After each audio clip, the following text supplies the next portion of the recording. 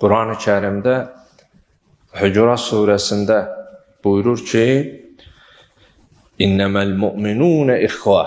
Allaha iman edənlər, inananlar qardaşdır. Fəəslihu beynə əxavaykum.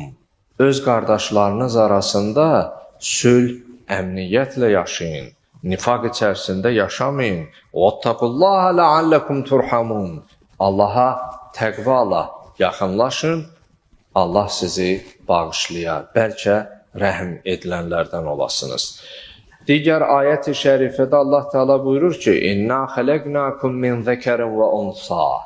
Biz sizi bir kişidən və bir qadından yaratdıq.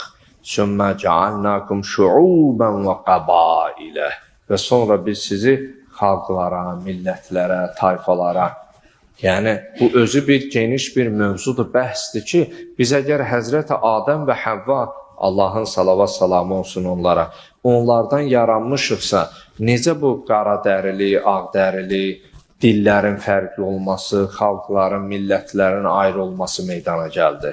Aramızda əgər tarixçilər varsa və yaxud da tarix elmi ilə məşğul olub, təhqiqatçı, araşdırmacılar, bunun özünün Həzrəti Nuha və Nuhdan sonra Ham, Sam, Yafəs övladlarının o dünyanı su basma nəticəsində yaranması, bir tarixi bəhsi var, araşdırması var.